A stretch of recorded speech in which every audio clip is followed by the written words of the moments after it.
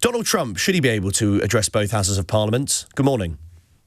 Good morning, Henry. Absolutely, I think he should. And you said that not every state visit also includes this particular privilege and honour, but I think given the nature of the relationship between America and ourselves, it's our most historic and an important ally. I think if you're going to invite the President of the United States to this country for a state visit, you should give him the whole hog and let him have this opportunity to speak to our parliamentarians. And yeah, I'm sure he would have lots of interesting things to say, and other people would have lots of interesting things to say in response. But give him that honour, give him that privilege, make him feel welcome, because it is a really important relationship historically, now and for the future, and there's no reason why he should be barred from doing so. But it's not like it's a debate, is it? It's giving Donald Trump this sort of big platform where he's going to be unchallenged, say what the hell he likes. I mean, is there not a danger that actually, for a convicted felon, for someone who many people believe started an insurrection on the Capitol, I mean, why on earth should we give him that privilege?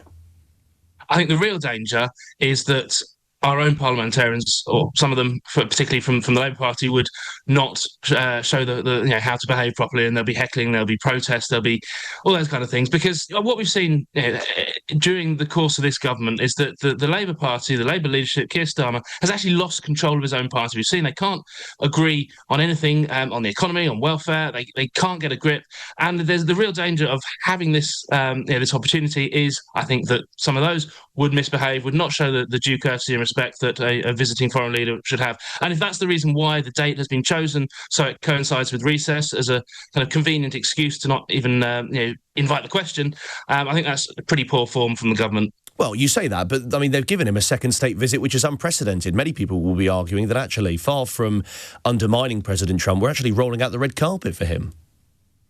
Well, perhaps, although this previous visit was under a different government, so it's a first state visit under this current government, and I mean, Donald Trump is an unprecedented man himself, so I think there's no harm in doing things slightly differently for that. But as I say, it's really embarrassing that we can't give him the whole courtesy and respect that Macron was given just this week. I mean, it shows yet again we have two-tier Keir, two-tier Labour.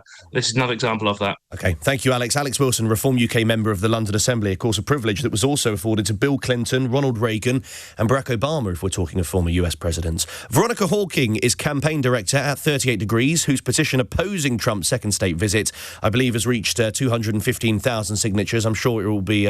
Veronica will tell me if it's got up since then. Veronica, thanks for joining us. Do you think he should be able to address Parliament?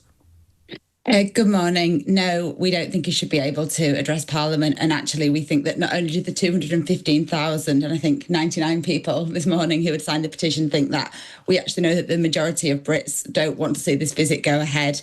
From some polling that we did, 51% think he doesn't deserve a second state visit and 42% want the invitation revoked. So we welcome the news this morning that it looks like the state visit is kind of being toned down in terms of what it's actually going to entail. Is there not an argument, though, that, look, he's an unpredictable man? What do we actually lose? He likes the sort of pomp and ceremony of Britain and the institutions that come with Britain. What do we actually have to lose by allowing someone who is ultimately the US president to speak for 20 minutes in Parliament?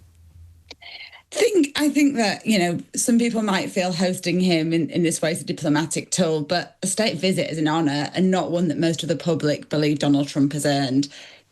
British democracy is something that is really important to so many of us, and Parliament is the beacon of that. But we just look at some of the comments that Donald Trump and his administration have made about democracy and about the UK. It just does not add up to deserving of allowing him to make an address. And we know there is a really strong feeling amongst the public.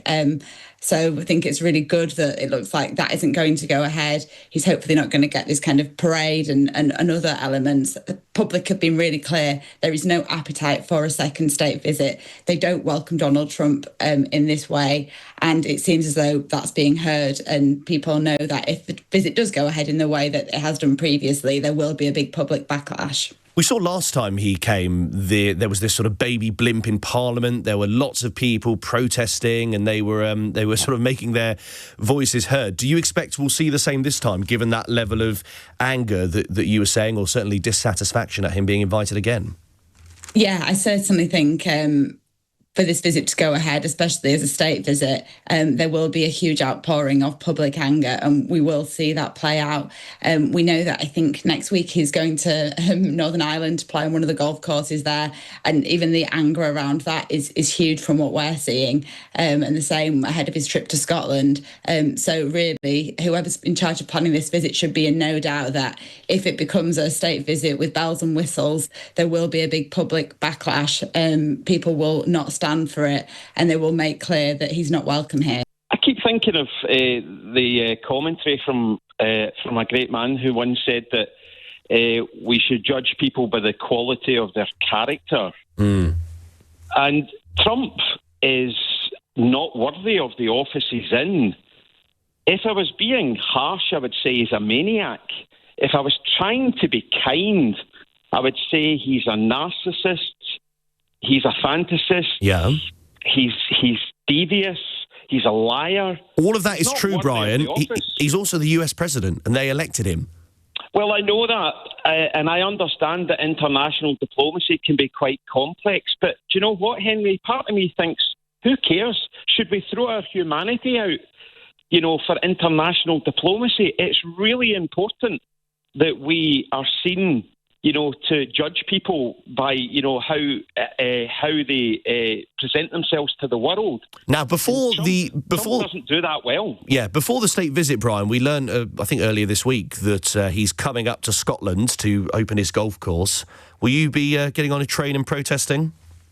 Well, no, I'll be working like most of the people in Scotland. Yeah. But if I was free, I think I probably would protest. Really? I just don't think that I want someone like him coming in a presidential way to Scotland at all. I'm a golfer. I would never play golf at his golf courses.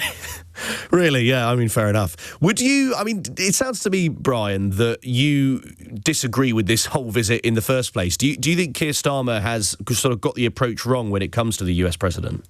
Well, I think he's doing what he thinks is best. And as I say, international diplomacy can be really complex. It's not for people like me. But yes, I personally wouldn't have him because he's not worthy of the office he's in. If you listen to that playback that you gave us of Keir Starmer, it was sycophantic. It was absolutely horrible. What do you think?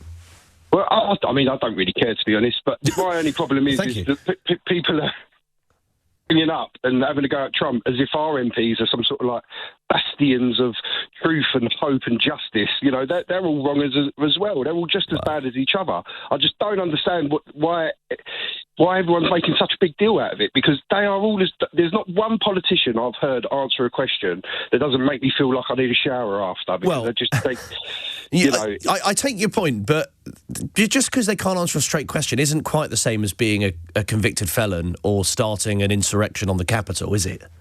That's probably because they've not been caught yet. But, Well, I think we'd know if they started an insurection. Oh, right, an insurrection. But, that's, as I say, I don't really care. But I just find it a bit rich that people are making out like Parliament some sort of, great place. So, have you seen how they behave in there with all the jeering and shouting and all that sort of stuff? They just all make me sick. And before people start ringing up and go, I bet he votes reform, I think they're the worst ones. There's nothing worse than some posh ex-Tory trying to make out like he's one of the lads.